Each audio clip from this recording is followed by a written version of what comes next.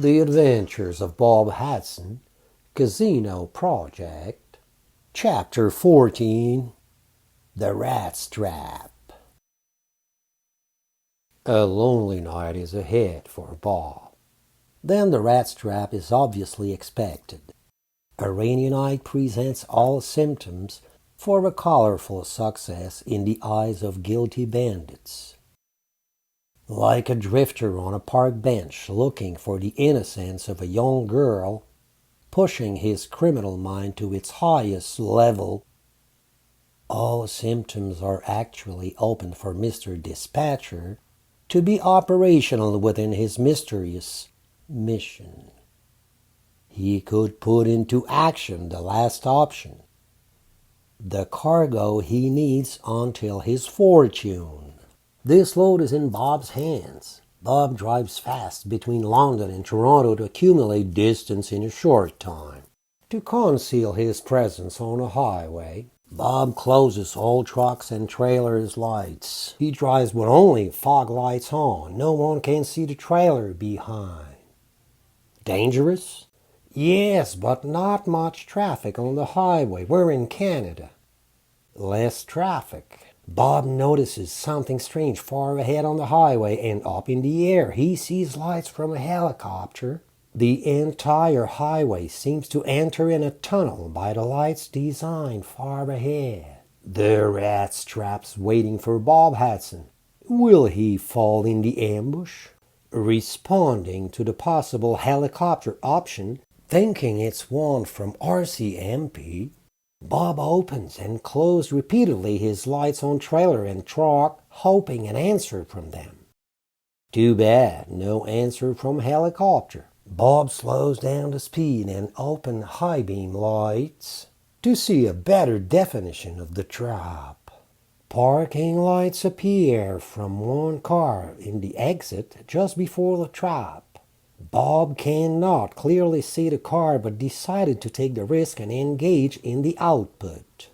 Pity, this was the trap. Two other cars in front of him stand in the way, and out are they from their cars with guns in hands. Bandits aim to Bob's windshield. Bob stops the truck. One next to Bob's truck asks him to open his window. Bob pulls out his gun and quietly opens the window. Now, Mr. Hatson, you will unhook the trailer right there. We will hook on another truck to reach another terminal. Bob descends from Peterbilt and starts the unhooking operation by descending trailer's parking legs very slowly. A car approaches very fast, lights off and stop. 4 RCMP agents get out of the car. Bob hits the man beside him with his elbow in the chest and from a side kick break his knee. The man starts shooting, but Bob is underneath his truck rolling on the other side while RCMP agents shoot at the man and finally kill him. He doesn't move anymore. Welcome to the rat's trap, said Bob to an agent. 3 agents take care of the rest of surrendering bandits, and they finally handcuff them. Bandits are in RCMP's car. 2 more cars showed up to help from RCMP, but the combat's over.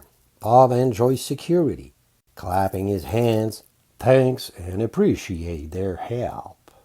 Are you alive, Mr. Hatson? Bob hears from far away. Turning around, Bob identifies Randy Tucker from Texas with his cowboy boots with the RCMP agent.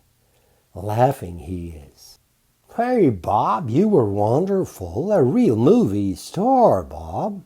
I'm very happy to see you, Mr. Hatson. Everybody is searching for a helicopter now. Dispatcher escapes again, Bob, says Randy. We have to stop that devil before he kills somebody else. Well, let's say for now he might not have the treasure he was looking for, says Bob. RCMP Rescuers team is happy to see that Bob's alive and now may continue his trip to Montreal. By the complexity of the mission, Mr. Hatson, we decided to properly protect you and the merchandise. From RCMP, be assured that the importance of your life is the main message to all of our rescuers. We deem it wise to secure this mission by the maximum of elements employed. From the head office, you may ask all you need, sir, and we will do our best to respond to your request. Well, Mr. Hatson, says Randy, you're the best, Bob. And they appreciate Bob Hatson like their majesty now. Well, your majesty, if you want me to drive this truck for you, Bob, it'll be a pleasure for me. Let's catch this brigand. He will sooner or later have to get off this helicopter. Anything you need, Bob. You did the most part of the job, Randy appreciates. Thank you for your gallantry in combat, declares Bob, putting his unlaced combat boots on Peterbilt's footsteps by a jump to climb up in his Hercules. Misty night, we have to moon around here, boys. Better escape before the devil comes back, exclaims Bob. Exhaust pipes spit the smoke out of its engine. Bob disappears, illuminating the sky with a rainy mirrors effect from his trailer's wheels across the misty lights. The rat trap was dangerous for Bob this time, but it didn't efficiently work for dispatcher and accomplices. Now we know he wants this load in his parking lot for the electronic systems.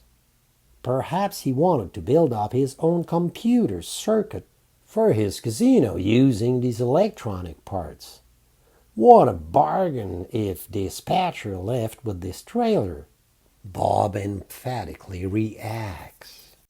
Nothing can stop this man after what he's done tonight. Bob is on time. Delivery schedule is respected. Customer's time expectation equals the quality of the transport for Bob.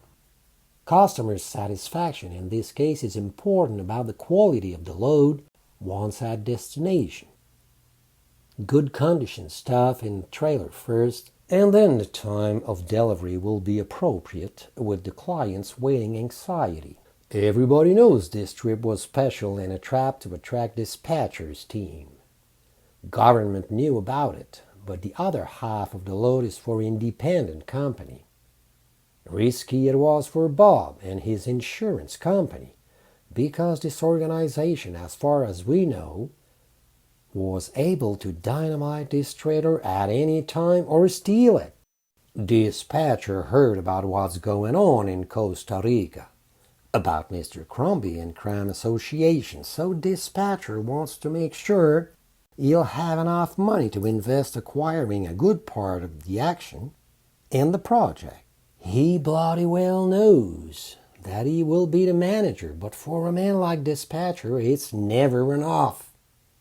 This man wanted this load from Bob Hatson to make money from it or to use the product. Soft Transport Company does not want to be involved in these actions from dispatcher, where he is the dispatcher for Canada, USA Export-Import. Soft Transport is the property of Mister Crombie, the one who will be the main investor in the casino project. The rat trap failed, but the trap setter still exists. Convinced he can succeed, he won't stop his actions to get to his goal. Mr. Cram and Crombie are now like brothers.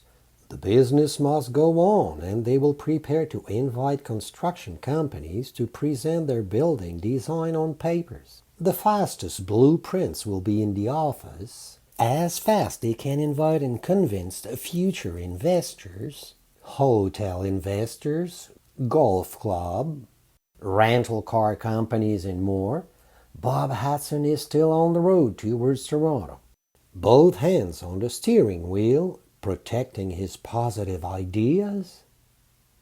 He wards off all dangers from each suspected bandit. God knows everybody could be suspecting wrongdoing. What about Kate? What about Janice? What about Cram and Crombie? Maybe commanding dispatcher. Who pays for the helicopter?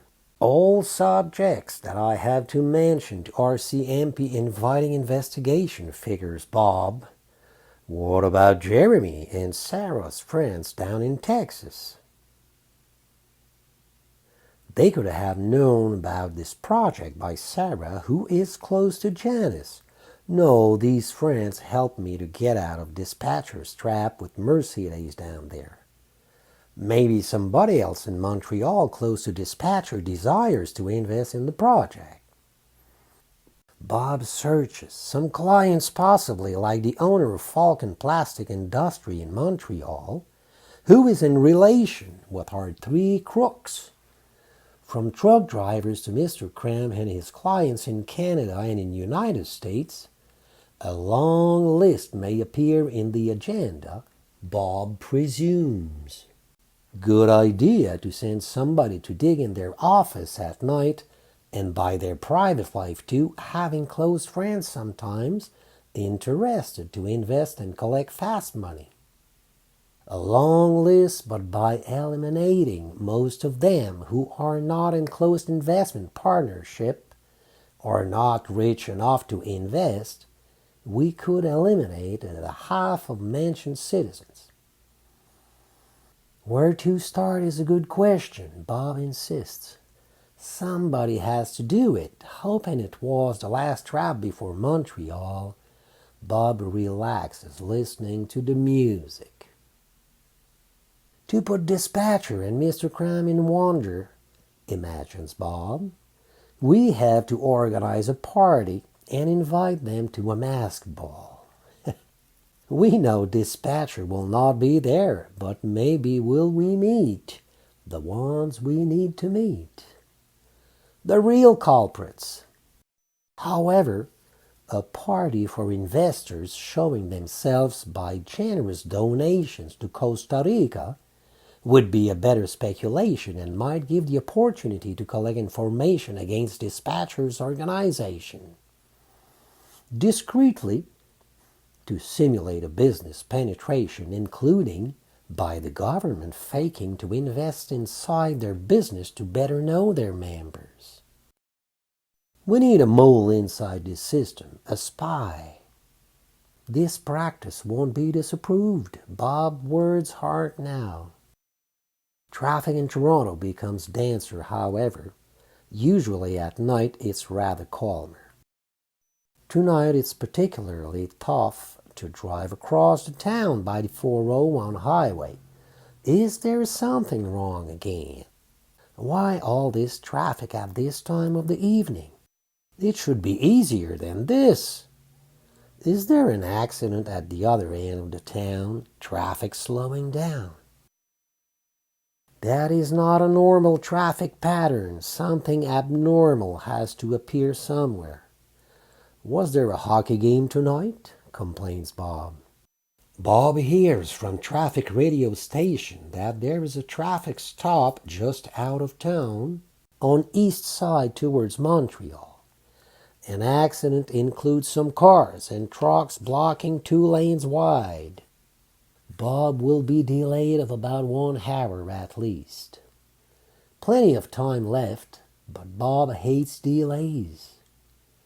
He seems impatient because of much interference between his start from London and his destination. Puzzled by what he heard on radio, Bob stops the truck to the side with emergency lights applied, picks up the phone and reaches RCMP agent John. John says, "No, not the good time. Shut this phone off." Bob knows now something's going on.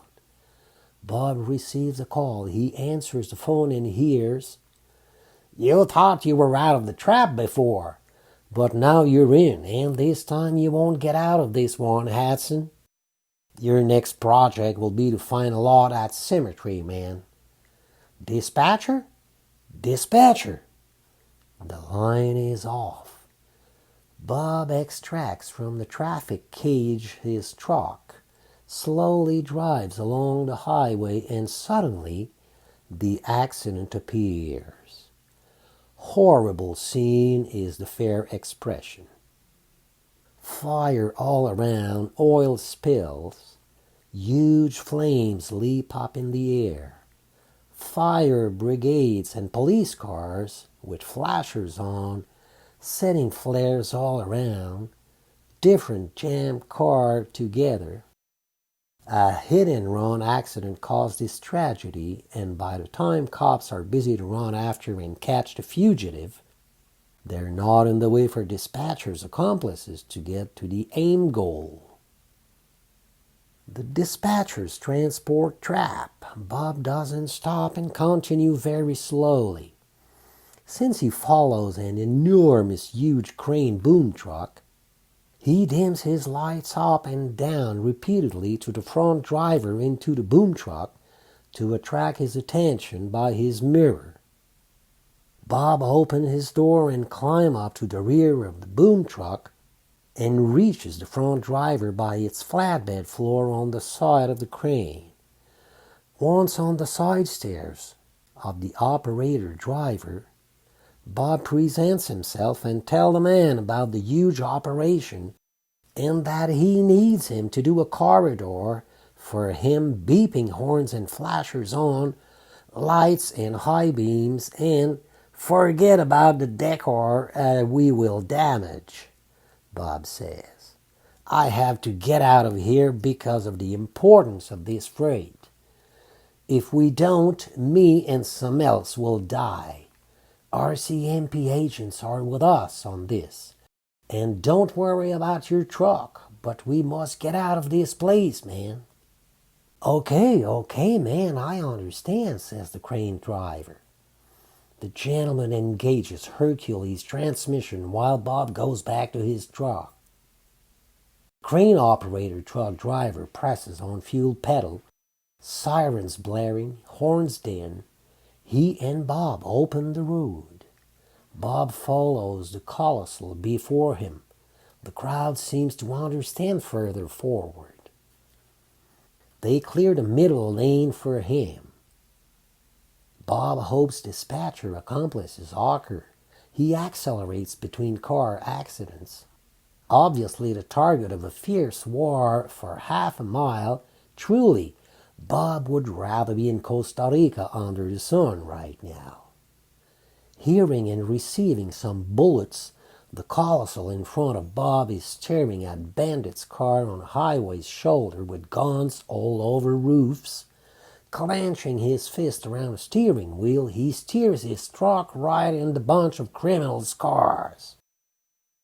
We can see up in the mirrors cars' pieces, bumpers, windshields, glasses twirling and bouncing on the asphalt.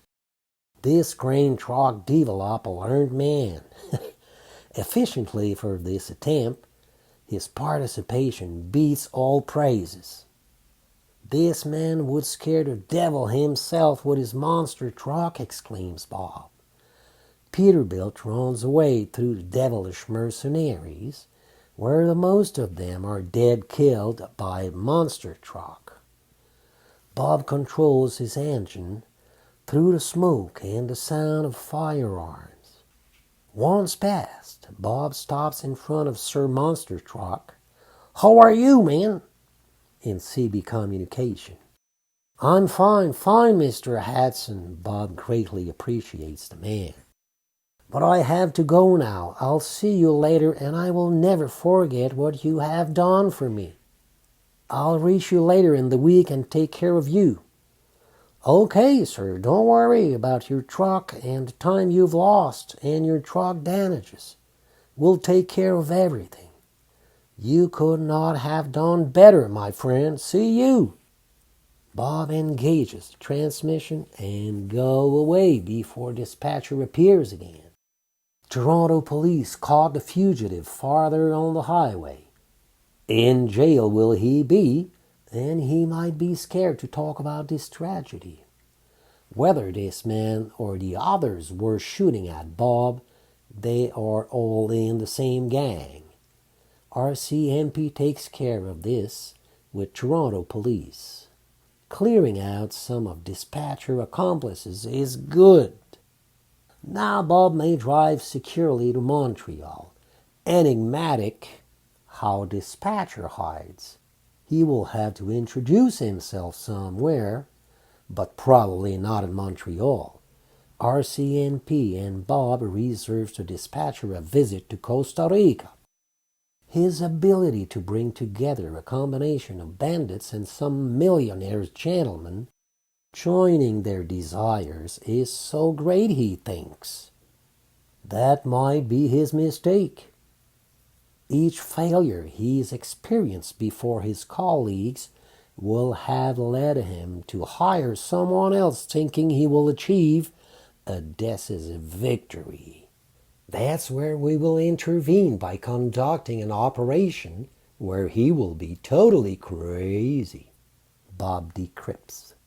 For the moment, Bob needs a break at Napanese truck stop. He needs to be in security and have a coffee and a smoke. No news about dispatcher's helicopter. Bob stays attentive to the sound coming from up there in the sky. The rat trap is something serious to elucidate, and tyrannical dispatcher who probably would like to become the casino psychopathic dictator has to disappear far away from this project. The ultimate courage from Bob Hatson is therefore a quality dispatcher didn't really know about. This trip was from a random transition between transport and gangsterism. Bob thinks it's just broken glasses and materials. The trucks? As long as nobody in our troops is wounded, then everything's all right. The pharaonic project proves the immensity of the casino's phenomenon, and the plethora of activities all around takes enormous dimension in the region of Costa Rica. The austerity from Costa Rica's authorities will distinguish the quality of the overindulgence. The severity will implement the quality of the leisure. Passion, aptitude, and analysis will be in the attitude of the township. The casino will be installed, but authorities should understand dispatcher's games sometimes and build a team to take care of his men and overwhelm the guilty. The enemy of casino's regency, the leniency of sentence or punishment. Dispatcher spoiling his rat traps by human resources surrounding him. In the darkness, he's going to sully the whole team's reputation. The casino experience will plunge deeper and deeper in a curse under the eyes of the entire world. Journalists one day will come out with dispatcher's intrusion in transport, and it will reflect on Mr. Cram and Crombie's image in Costa Rica and here in the entire America. Therefore, given up to ghost chance will not protect the image of the adventure of a solid project. This way, then, I would not be surprised, said Bob, if another intricacy was to happen, and then it could be against me personally. To conceal the distortion, dispatcher needs to remedy to the plans used until now. Dispatcher needs to send his remittance to Cram. $100,000 he has to pay to fully accomplish his association's membership. Remodeling his way to work, dispatcher will find a way or another crew to come back stronger and stronger until he finds the path to succeed. Remorseless, this man for his self-interest, and with one of his less than salubrious friends, Mr. Cram, to realize the project, may invent a new transport formula. To ruin us, changing transport to strictly go intermodal, meaning everything by containers. Not especially appropriate for us, points out Bob. Challenging casino's democracy, Mr. Cram intends to install new rules preparing his felon fellowship so they indulge his every whim. Casino is an intoxication cure for Mr. Cram, and for the money coming in every sin is available. The evil Cram is ready to pass over all standards to bring curiosity to the adventure and break the timid.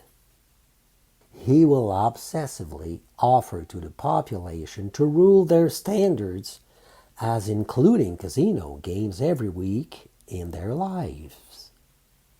They will create their own main small incisive family felony. Isn't it insisting to besmirk the blame by the felony without exonerating the whole community? Miss Mel Blackburn. Mel Blackburn, who now lives in Costa Rica, is almost blind and accompanied by her dog, Darky. She follows Mr. Crombie enrichment. Mr. Crombie, gentleman who came here several years ago, always kept an eye on lots for sale. His real estate empire is growing faster and faster. Mel follows every move he makes.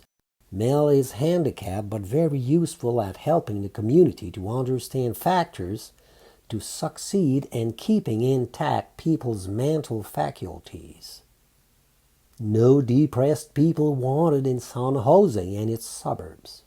We don't want to starve anybody to death by spending all their money at the casino. Thank God these games are for rich people. Please leave us alone, hopes Mel. Miss Mel Blackburn turns and returns every journal, newspapers, miscellaneous ads, and under her magnifying glasses, she follows intensively Mr. Crombie's activities around real estate. Now she knows that Mr. Combine Crombie, the way she calls him, will be a member of the casino executive. However, her eyes don't see well anymore, but close friends give her a hand to stay up to date. In return, she gives them lessons on politics and how to properly defend their rights against criminality. Mel was a lawyer and became a music teacher. Therefore, she always was involved in politics. She's retired now, but she likes to help the community to blossom serenely and cope with their rights. A flying visit had Mel with Mr. Crombie last time they met. He did reassure Mel about being generous with these towns and suburbs clients around the casino, specifying that most of the casino clients would be from the coast, where he will build up luxurious condos to accommodate these people from all around the world. Mel, far away from being convinced, said to Mr. Crombie that she will send her dog after him if he acts dishonestly. I'm going to write a song and make all of the community singing against your devilish project, Mr. Crombie, said she. Crombie promised to be honest. My Darky and his friends will compromise your criminal activities, Mr. Crombie. Some people you join to this project are not very clean. I heard bad things from Canada, and they have a savior up there. We have one here too in the person of myself, but I will ask this gentleman to join us and put his good eyes on you. How about this one, Mr. Crombie? And it's not over. He's not the only dog I have, sir. Mel Blackburn has known several personalities in politics, and she's used to tactics. Don't touch our community and its kingdom, and you may keep your realm for your dreams. Goodbye, my senior Crombie. Last words she said to the real estate entrepreneur. Crombie said, Your skills and your talents are at their summits, Miss Blackburn. But developing our country is not only a song but a whole book of music. You may play violin, Mr. Crombie, but sometimes the master is unsurpassable. Goodbye again, Mr. Crombie. Darky's not the only dog I have. Miss Blackburn talking to herself walking out of the town hall. This man will give us a music recital when he doesn't even know how to tune a simple violin. God bless music. If my friend Hatson was there, he would have been instructed of a good right punch. Mel cowers on herself. Aware of security, Bob leaves Napanese truck stop Ontario with 200 miles still to drive. The cargo will be at destination. Just hearing of the name Hatson, dispatcher wants to fly away. Under fear and fury, just as the mere mention of his name, by the most bizarre inexplicable mystery, dispatcher is more than often face to face with RCMP than Bob Hatson.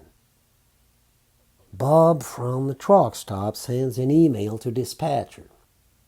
Hello, dispatcher. I'm coming now with my Pete, and if I see you around, no threats this time. Nobody knows, but in the action you could lose all of your projects by receiving a stray bullet reaching the ultimate target. I'm still looking for the murderer of my friend Ron McHolly, and now we know who you are. Private jet from Mister Crombie took dispatcher out of Montreal. Dispatcher has received the email and is persuaded that Bob will make the mistake by running after him and create his own trap. From the last gossips columnist in Montreal, Sir Hatson was the master in transport and said it would be the right time to bring the transport back to a relative value. From 2010 to 2013, to fill the gap we've had due to the increase of diesel prices, an adjusted price on the diesel now would be appreciated. A case of bribery cleaning that Mr. Cram had approved in 2011, and he had himself oil shares, was to change habits on transport manner, create competition, and it brought benefits to him on both sides. Wasn't he in the bribery himself? In the same year, he bought 50 new containers and offered its services to those who need to transport by rail or ship, killing transport by trucks. The same gossip columnist discovered at the same time that Mr. Cram wanted to destroy dry box export-import transport by offering an alternative solution. The transport would be by intermodal or by containers. Illusions. Everybody know that we need dry box and flatbed trailers for can to United States, reminds Bob. In this way, it aims freelance truck drivers broker. Cram to ship anywhere in the world creates its own way of handling diesel fuel price, type of transport, and he holds shares insurance. Cram's organization, huge as it is, but he's not strong enough to kill Ron McHolly to pursue profit. The reason was bigger than that. Casino project, that's where the money will go. He will be aloof when Bob Hatson shows up in Montreal with his cargo. The arrogance used by Cram to manipulate the transport and realizes his real was awkward and may destroy his own castle. We had a bad time of it since 2010 when diesel fuel price raised of 26% in 6 months, confirms Bob. It's time to realize where we put the profits, for communities or selfishly in Cram's, Crombie, and Dispatcher's enterprise pockets. The richness brings the human race to create his own destruction by being richer and richer, and when richness is too big, the time gets back to reality and destroy the realm inside his own dream. Dreaming of being eternal is similar as dreaming to destroy the neighbor's property. The right time will reduce the infection staff of the richness approaching the real American dream. Let's work together and the family's liberty will prosper, insisted Bob one day. The same people always control the money, sharing this world where America will live in a democracy, a Bob Hatson reflection. The implicit faith in the project will meet Darky, Mel's dog. Bob is close to Montreal and a lot of traffic forces him to reduce speed. It's normal according to Bob's thoughts, and it steers his attention on driving carefully. By the immortal memory of Ron McHolly, Bob misses his best friend. "You make me work on overtime, Ron," Bob in a veiled reference. "Did you postulate to be administrator up there, Ron? And you condemned me to treat your accident and find a culprit?" "Oh, sorry, Ron. I'm now speaking to myself. I'm tired. I have to take a break." "Oh, the break will be delayed. Oh, what's that?" "A Ford Mustang. Oh, no, come on, Bob," Bob says. "Action is over now. You're almost at destination, and Janice is not anymore with Randy's car. She should be back in her truck now," complains Bob. Bob receives a message on his laptop open on its rack mount. It's written, "Don't unhook the trailer. Stay at destination with it. Thanks, John." "Welcome home, Bob." Attentive. RCMP still follows their merchandise, meaning security is still on action mode. "Good to know," retorts Bob. "A political commitment should be taken by federal government about this enterprises project in Costa Rica to help and develop this engagement about casino games. The population shouldn't be too much disturbed by games nationalization around them." Illusionary, Bob.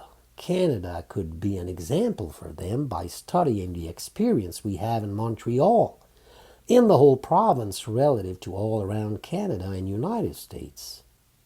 This is, in fact, to the local population to advise their politicians on what they agree about this project and what they won't. Efficiently, it would be best to do it right at the beginning of the project before it's too late. With good willingness, the manager will use to realize the project. If no help is needed from the exterior of the country, rather apply strict laws and convene an assembly relative to the project's context, Bob figures.